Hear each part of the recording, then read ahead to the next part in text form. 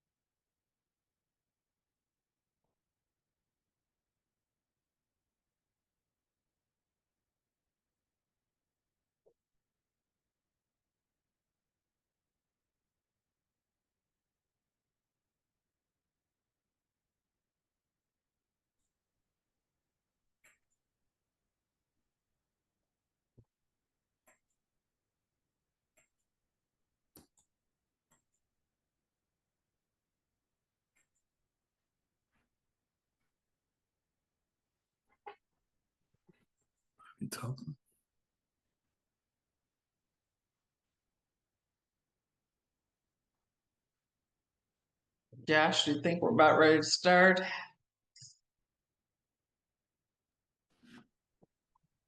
I think we're ready.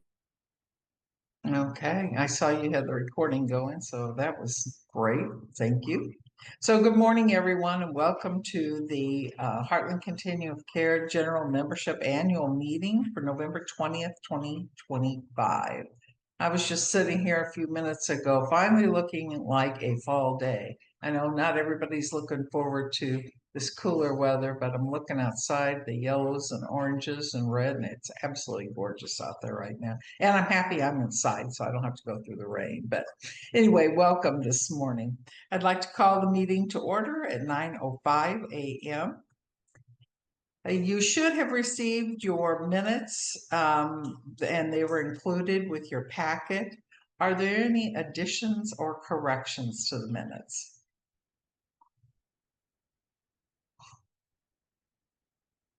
All right, hearing none, the minutes will stand as presented. This morning, we're going to need a vote on the board and officer term renewal for the Continuum of Care. Josh, are you going to handle this? Do you want me to? I'm fine with it either way. Or Jamie, whoever, somebody else, or you want me to do it? You got it. Okay, all right. You want to just pull those up then? For everyone. All right. This particular year, we have 4 people whose terms have expired. If you'll notice, they have their name, their board term: Shannon Allen, Jeff Eddy, Robert Gillespie, and Tracy Smith's terms all in at the end of 25. Thankfully, they have all agreed to move forward for an additional term on the board. And so we will be asking you to approve their the renewal. And also each year the terms of the officers expire. And again, all of those have agreed to serve for an additional year. Those include Katina Coy, Penny Powell, Tammy Small, although it doesn't say that by her name, Amy Boyles, and myself, Val Yazel. All right, at this time, if there are any questions, but I need a motion to accept this new slate of officers and directors. So moved. Val. All right, who said? Jared, I saw you pop up. Do I have a second? I'll second it, Jackie. All right, thank you, Jackie. Appreciate it. All in favor signify by aye or a thumbs up. Aye. Hi. Aye. Any opposed? All right, motion carries, and thank you to everyone who's agreed to serve for another term. All right, next up on our agenda are the bylaws, and I'm assuming, Jamie, you're handling the bylaws?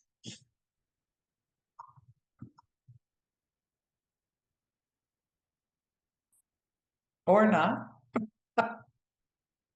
You're on mute.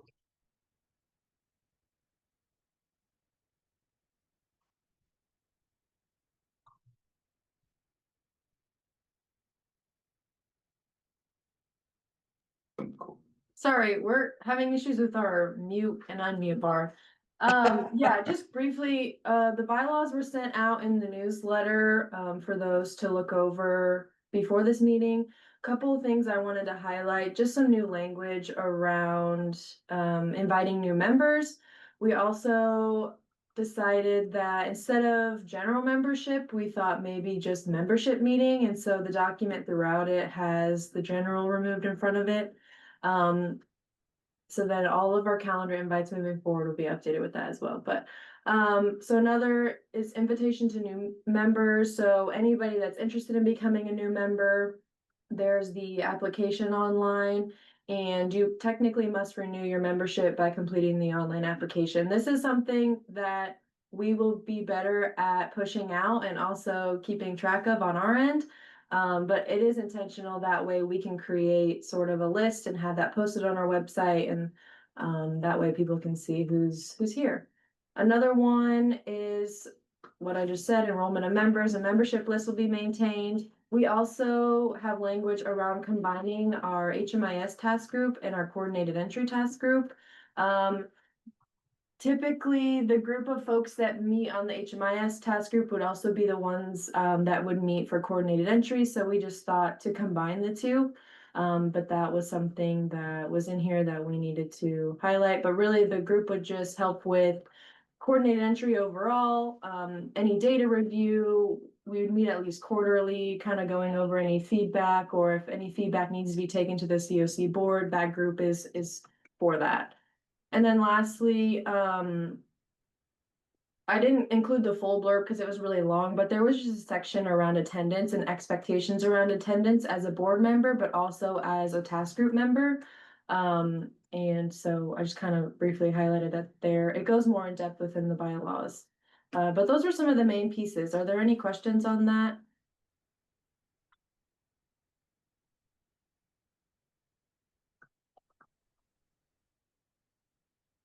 Cool.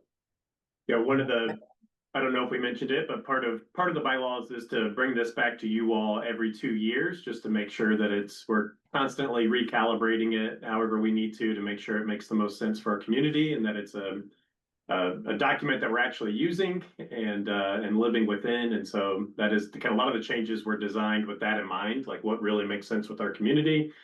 What's kind of a framework that's actually doable as opposed to 5,000 administrative tasks that are impossible to keep up with. So that's just a part of the broader context behind bringing this to you.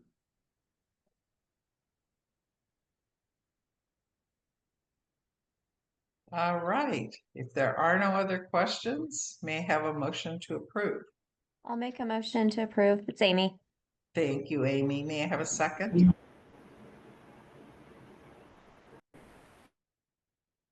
This is Diane, either way. I second. okay, all right. Thank you. All in favor signify by aye or thumbs up. I Aye. Aye. Any opposed? All right, thank you. Motion carries. All right. Josh, your favorite subject right now, the HUD no-full competition. Sure. You all, depending on your daily work, this might be something you're hearing about, or it may not. So just some broader context. The way that HUD has historically provided federal funding for programs aimed at addressing homelessness has been through what's called a NOFO competition, previously a NOFA, Notice of Funding Available competition. Last year, when we engaged in this competition, it was a little bit earlier in the year, and HUD and Congress had made the decision to make it a 2-year competition. So the idea was to make it a little bit of an easier lift for our service providers and our continuums and organizations across the country. Obviously, in the last year, lots of things have happened. And HUD has made the decision to not honor the 2-year agreement, but to go back and do another competition. They've decided to do that. We're now 3 months into their fiscal year, and they're starting a competition now. So there's a lot of complications around when they're deciding to do this. The other thing to be aware of is that there are some massive changes to really what HUD is proposing and what it means for communities like ours. So I wanted to hit on some of those for you all. One of the kind of listed, I'll just go in order of the slide here. 30% funding in Tier 1. That may make no sense to you, and that's totally fine.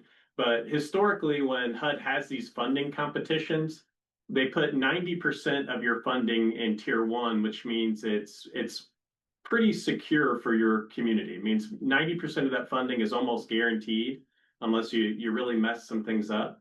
90% is guaranteed to come back to your community. And then the remaining 10% is kind of based on the competition factors, right? So if you don't score well, you could lose that funding. It could go to other communities.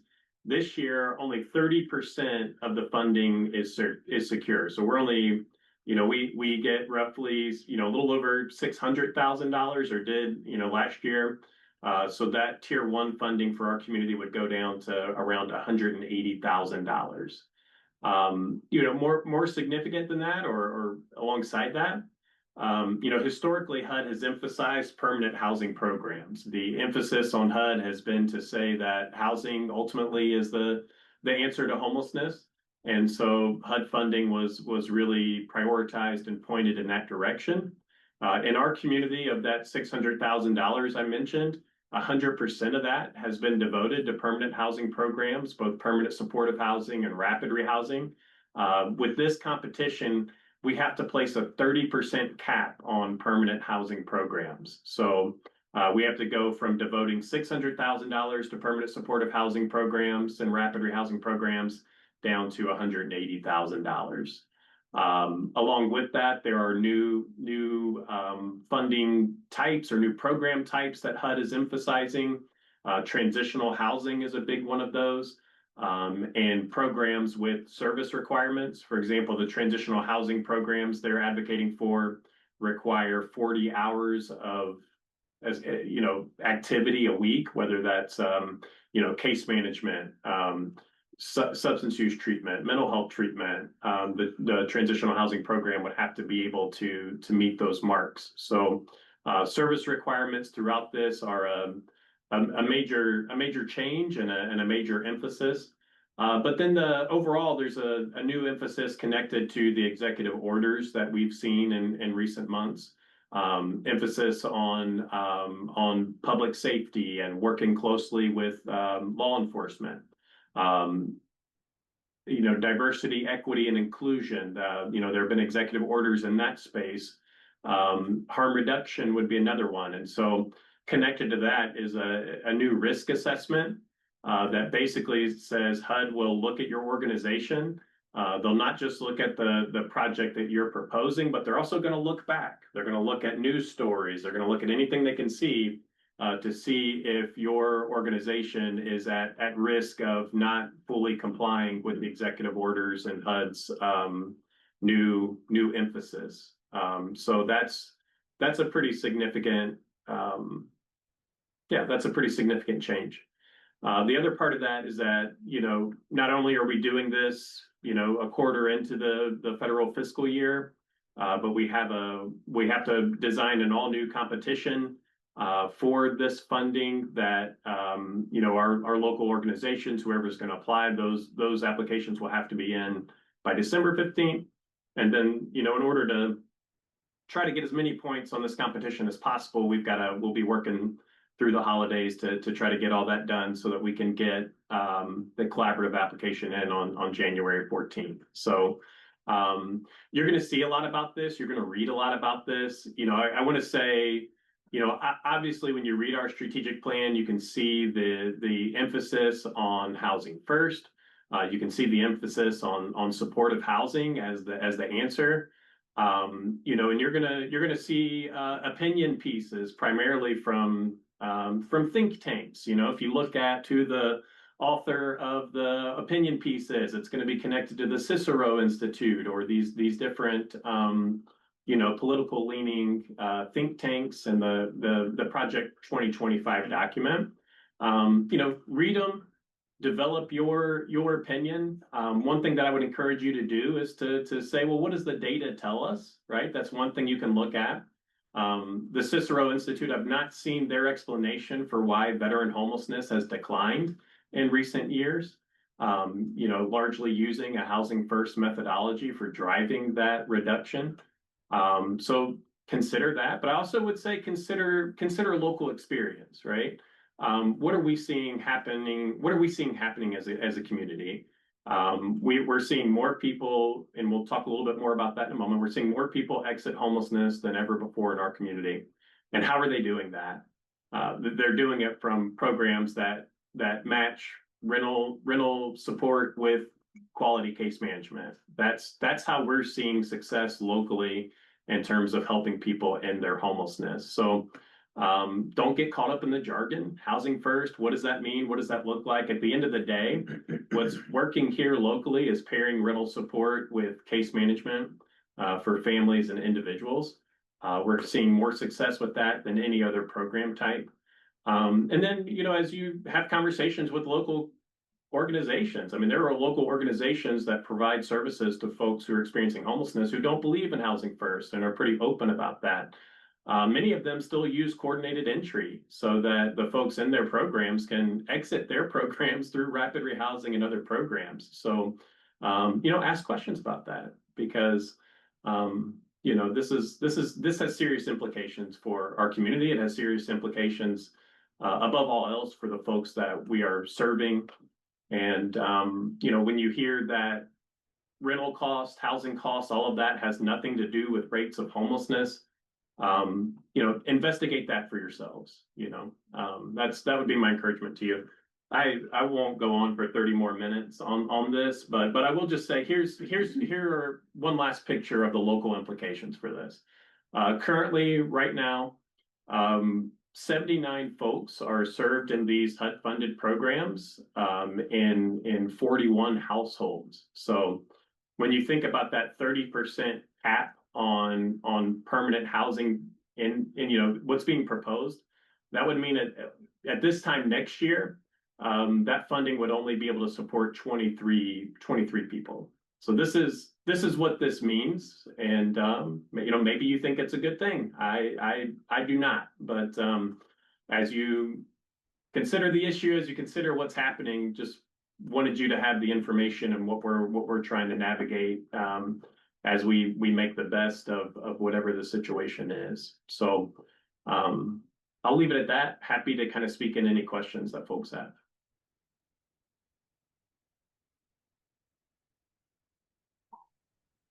Community Foundation, I don't know. That's Who's Stacy. that? Hi, Okay, Val. Stacy, yeah. Hello. So Josh, just can you break it down, elementary style for me here? The drop from the 600,000 to the 180,000 for our community, where is the remaining portion going? Is it being held back by the federal government? Is it being dispersed elsewhere? Is it being prioritized for other programs? I'm sorry, I missed that.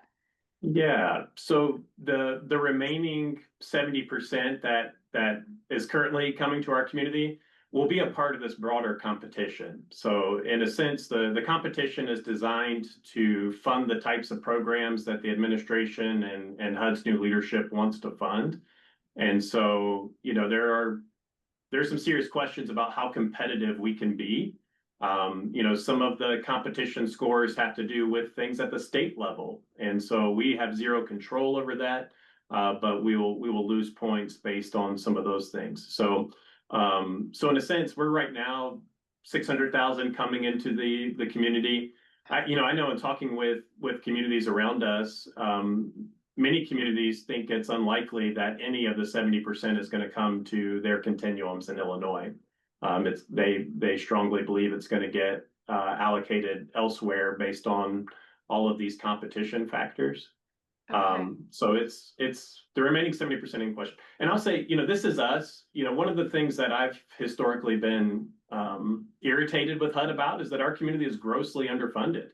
Now, some of that is our own fault due to our own, the way that we've handled the HUD competition over time. But this is a significant challenge for us. We're going to make it through it. We're going to navigate this. We've already been building the flexible housing pool. It's going to hurt us, but we still have some great opportunities to increase supportive housing. When you go to Peoria, I talked to Peoria yesterday, we're talking about 250 households, right? Not 41 like us, 250 households. And we're talking about permanent supportive housing complexes, right? Buildings designed for this purpose that are going to be almost impossible to be solvent on the other side of this. So it will have an impact on our community. It will unquestionably have an impact on the communities around us. You're talking about Chicago currently with, I think, 114 million in funding. So when you consider 30% of that, and again, across the country, 90% of this funding is devoted to permanent housing.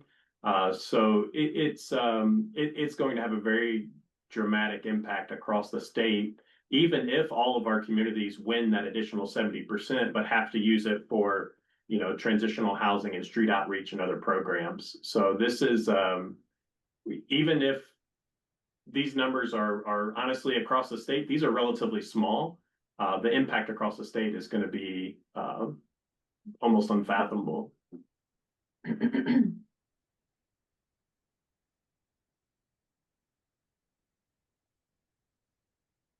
Any more questions?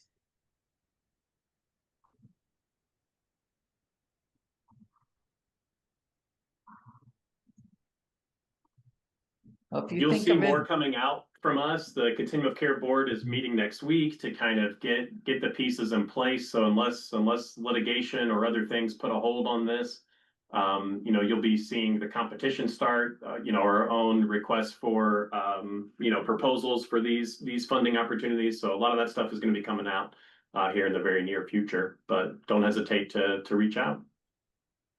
yeah, Ramona's asking, is anyone taking this to court? I don't know. I don't know. Yeah, we'll have to see what happens.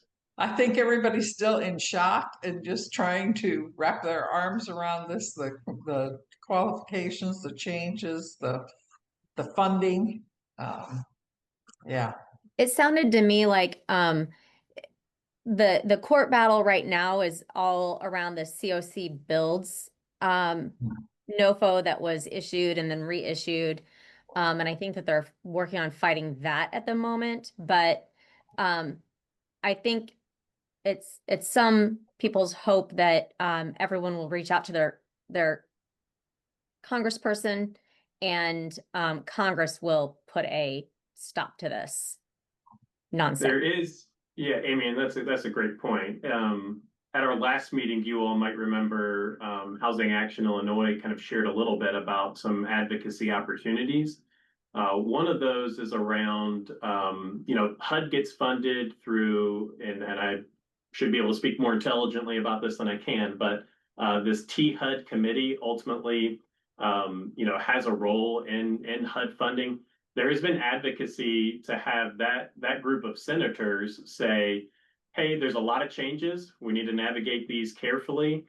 Their recommendation, you know, the advocacy was to have HUD automatically renew the contracts that they said that they would renew last year as part of the 2-year competition, especially since this competition will, you know, even the announcements of awards won't be made until May. At that point, many organizations will have, you know, will already have contracts that are set to renew long before that. So that is a point of advocacy. Senator Durbin is a part of that committee. So, you know, we'll put some links in the chat from in particular the National Alliance. Actually, I see some things coming through. So there might be people already on top of that, but we'll put some links in the chat so that you can see more about that. Now, there are some National Alliance held a webinar yesterday about this, and you know, there's one part about this, right? Historically, when HUD kind of puts out this funding opportunity, they put out a detailed application or detailed instruction manual for the application that really kind of goes into the nuts and bolts. So we have this competition that has unprecedented changes, but we have no details, right? There's a lot of, you know, there's a lot of things in the NOFO that there's just not great clarity. And some of those things are in, you know, seemingly without that clarity in contradiction to other, you know, federal mandates. So there's pieces like that we're still trying to get more information on to navigate. So there's a lot there.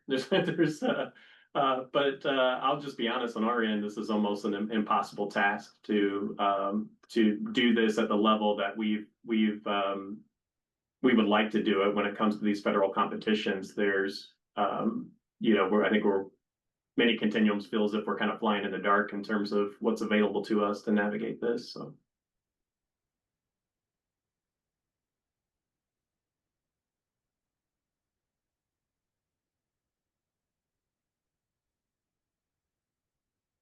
All right.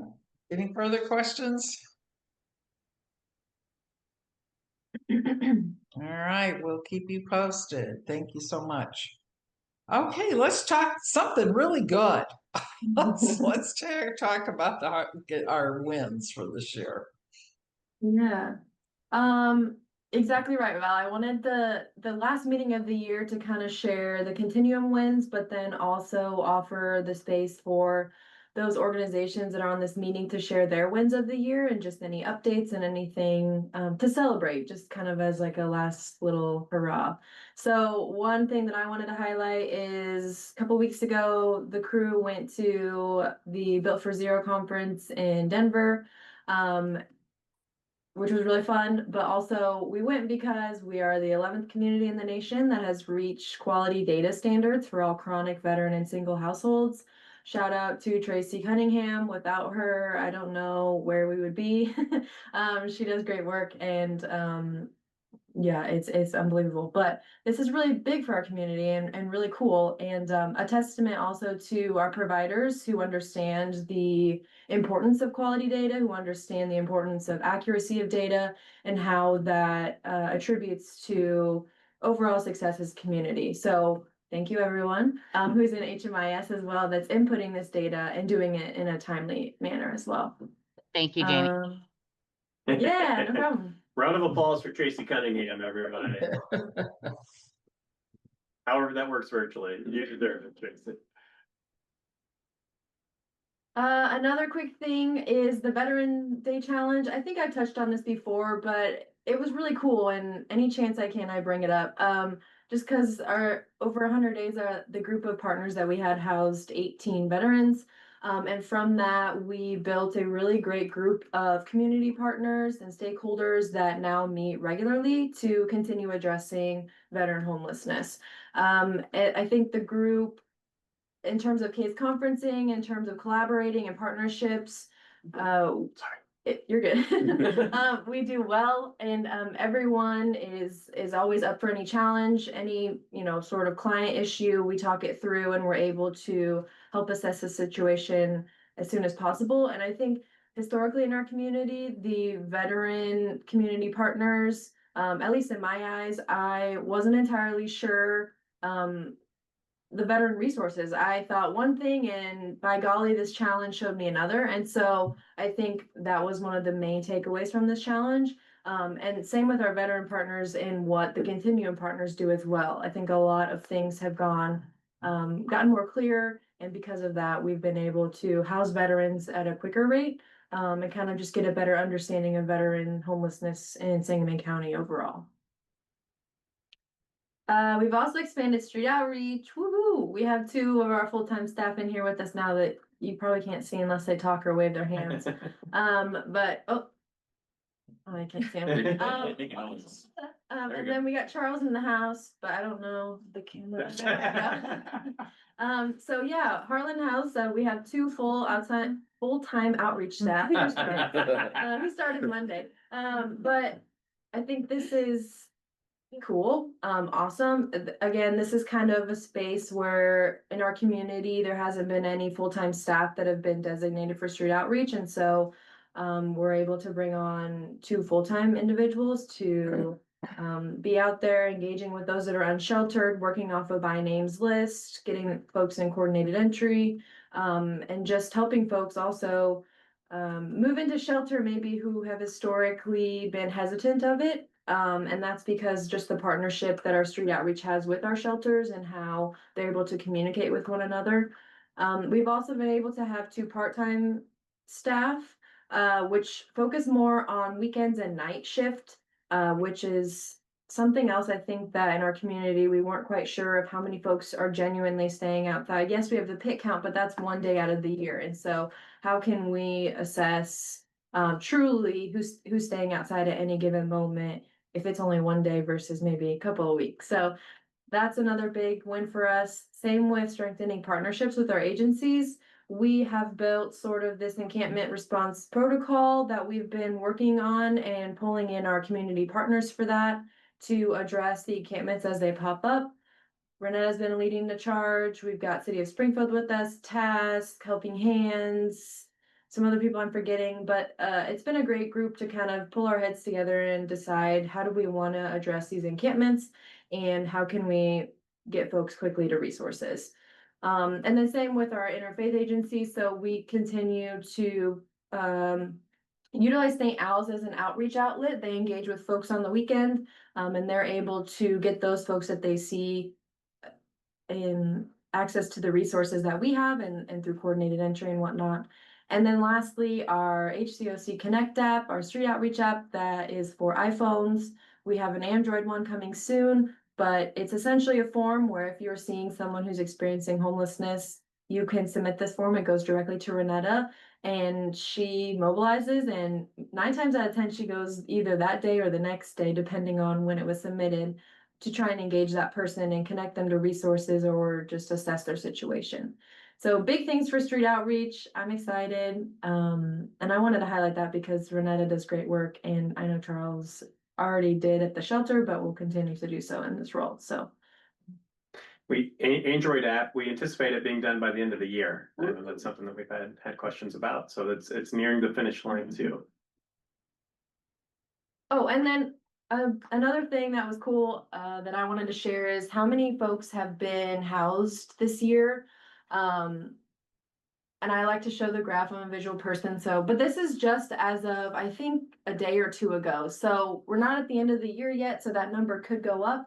But just kind of wanted to share, from 2019 to where we are now, how much of the increase we've had, and hopeful maybe by the end of the year to be in the 400s. And yeah, it's just a cool thing. It's just something that I want folks to understand is like, a lot of times people see homelessness and they think, oh, nothing's happening. But in reality, if you're looking at the data, as Josh mentioned earlier, you can clearly see that there is something being done. So just want to highlight that. And one kind of last along that same vein, this is a part of our Built for Zero community dashboard. And this part of that dashboard, we're watching, monthly inflow into the homelessness system and outflow. And we've had more outflow than inflow 6 of the last 7 months. So some of that is due to our organizations working really hard to grow and expand. Some of that's due to ongoing efforts to improve data quality and those types of things. But again, as our community is doing this work, I think we're continually seeing improvement on multiple different fronts, and wanted to celebrate that too. So Josh, real quick, when we get the question,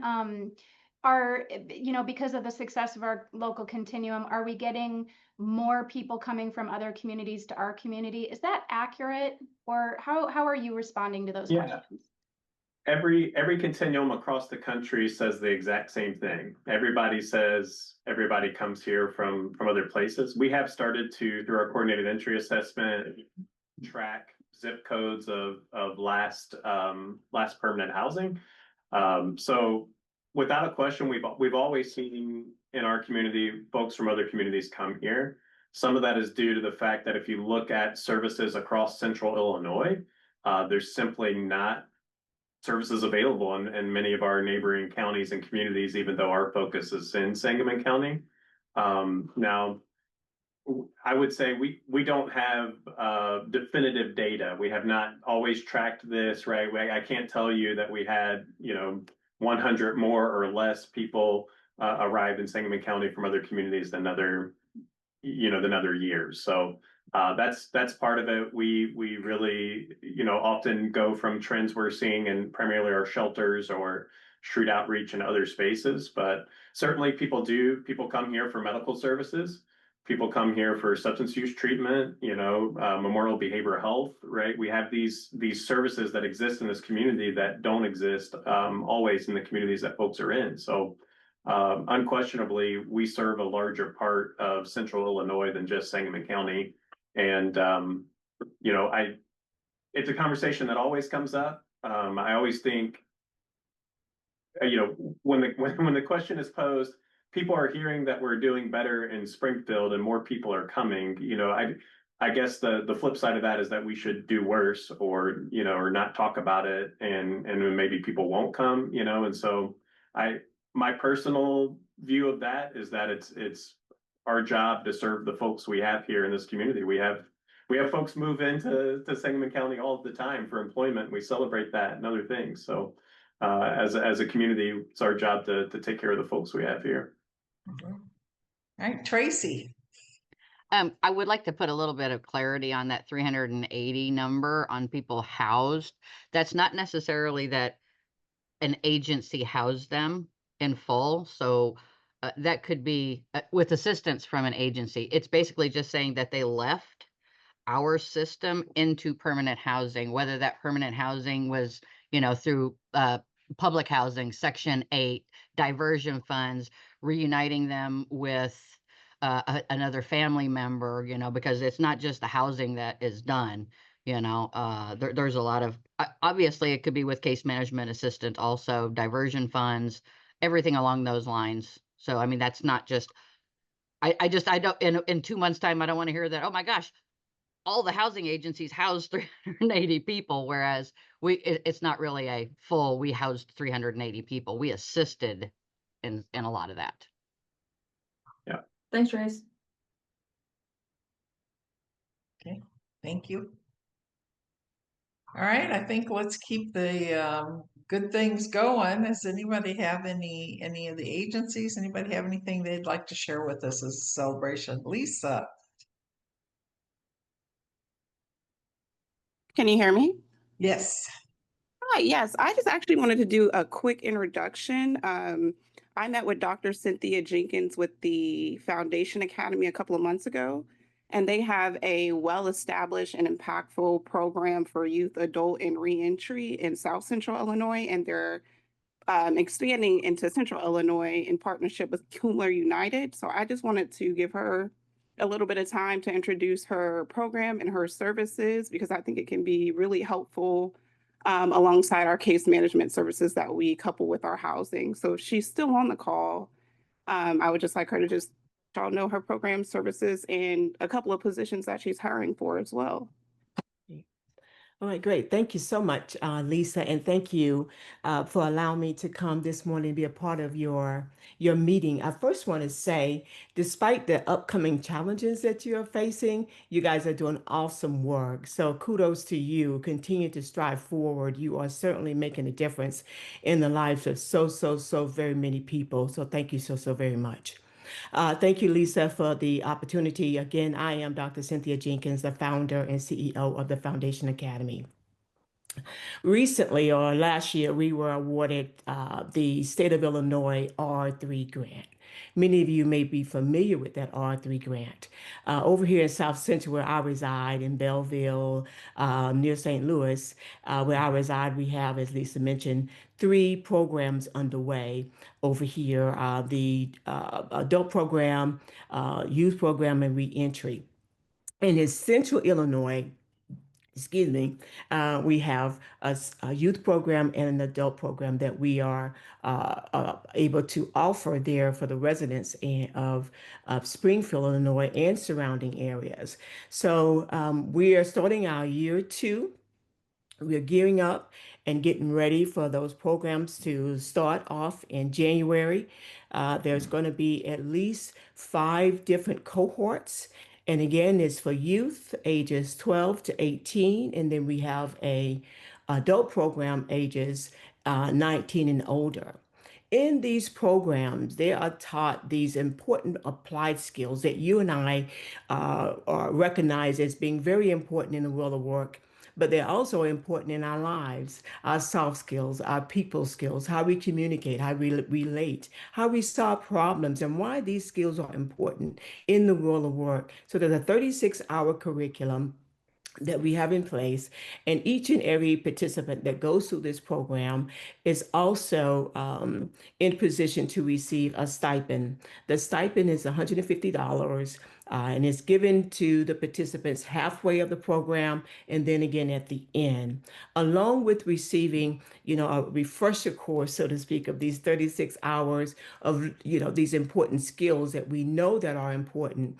Again, we already have these skills. We already know that we are good communicators and that we understand the importance of problem solving. We understand the importance of diversity, equity, inclusion, and as well as emotional intelligence. But we often have to polish these skills. We often have to be intentional about knowing how to adapt to different types of situations in different environments around different people. And so the facilitators and the program coordinators that are, overseeing these programs are helping to facilitate to the participants the importance of these skills and how to conduct oneself in different environments.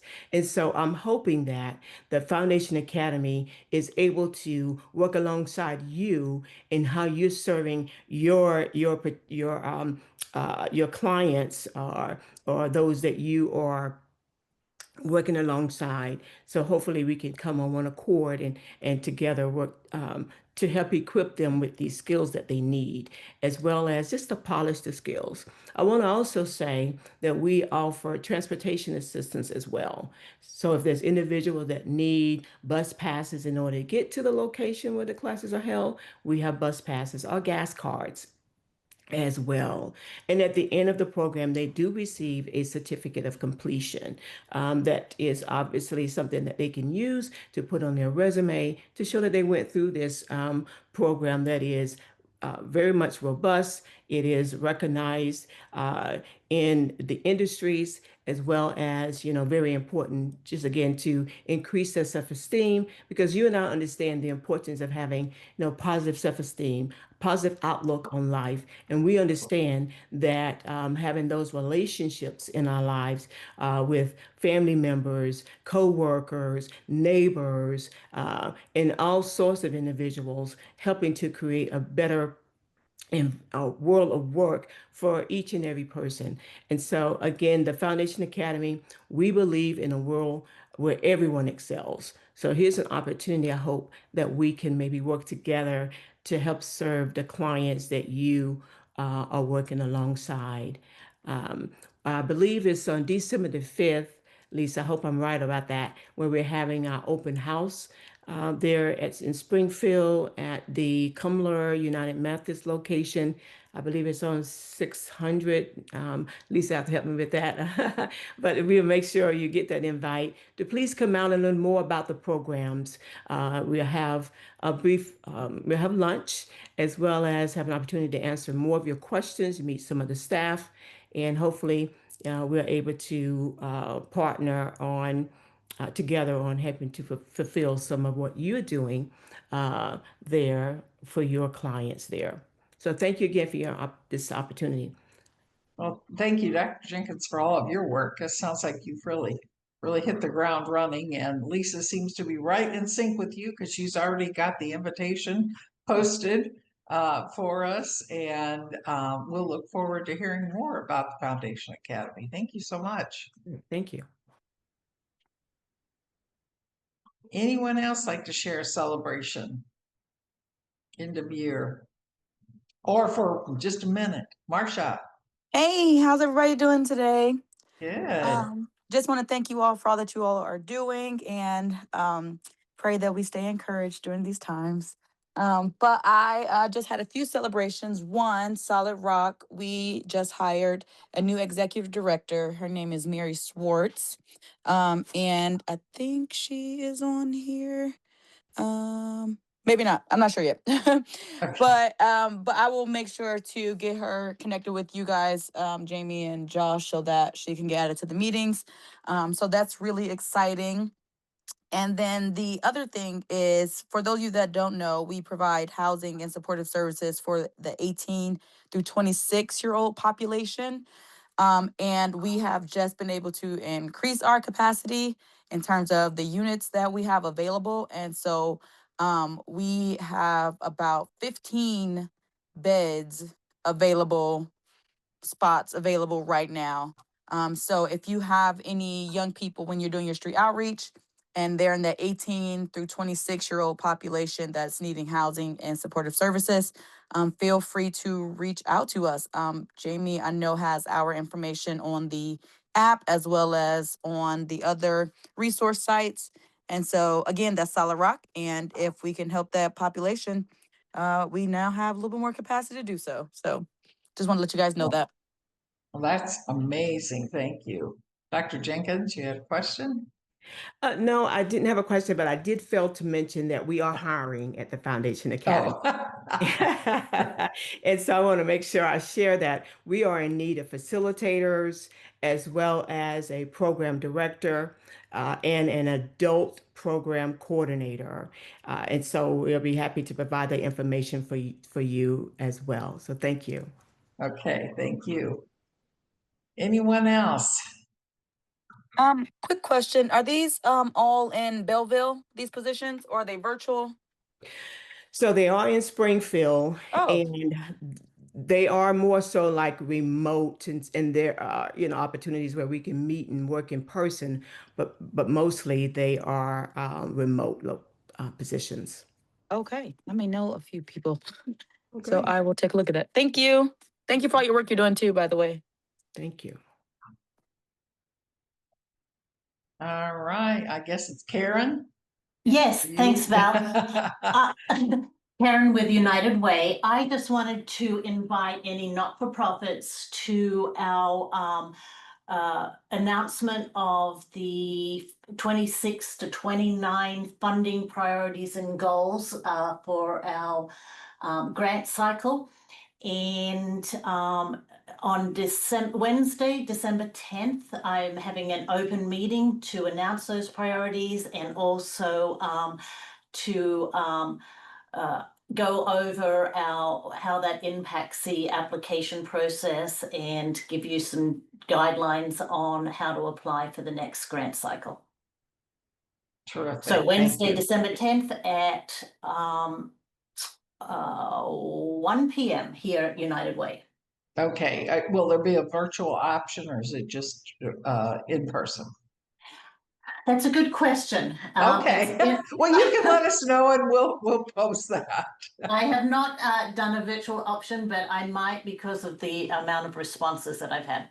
Well, that's what I was thinking. I was thinking that might be really huge, but that would be good to have a lot of people in the office too. So, yeah. Okay, terrific. Thank you for sharing, Karen. Anyone else? And I know you have lots to share. I know it, but you're so busy doing your work, you forget. But anyone else have anything? We want to make sure we celebrate if you have.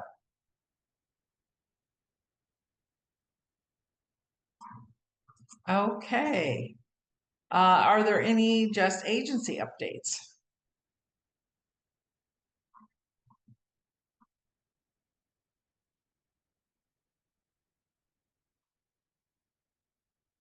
How about any public comments? Anyone? I think Josh was wanting me to share with everybody. The youth we serve, the young adults are 18 through 26 that have experienced homelessness or currently experiencing homelessness.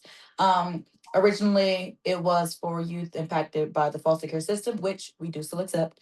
Just note that, they don't have to have been in foster care to be accepted into our program. Okay.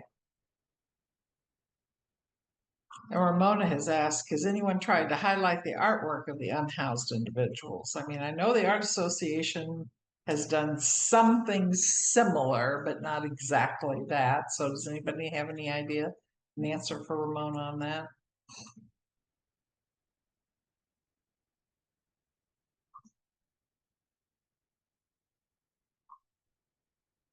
Okay, any other public comments?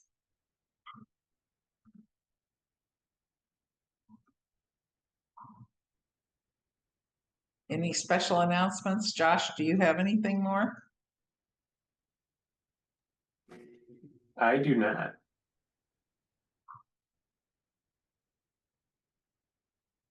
Okay. Sorry, I do. There should Okay, be. great. We will have a one pager on the next dates of the meetings for next year. And I will make sure also the calendar invite is sent out for this meeting as well. Any meeting next year will have 2026 in the title. And so if you have meetings on your personal calendar that don't have 2026 in it, please remove them because those are old links and it will not work. But just want to give a heads up. We'll put the meeting dates on our website as well, so they're always available and they'll always be in the newsletter. So Oh, that is absolutely awesome because I have so many invites to so many things that are not. I mean, I've thought I've missed meetings when I haven't even because they were old invites. So great idea. Thanks, Jamie. Appreciate that. All right. Well, our next meeting, unless anyone else has anything more to add. Our next meeting will be February the 19th at 9 a.m. I wish you all the happiest of holidays and enjoy your families and friends. And we will look forward to seeing you next year. And just please know how much we appreciate all the work that you're doing. Sometimes it's some of those things that nobody even knows about, but we see it. We know what's going on. So thank you again so much for your participation. Thanks, everybody. See everyone. Okay, may I have a motion to adjourn? Oof. I'll make the motion. All right, thank you. We'll see you all in Thank you. February 19th. Goodbye.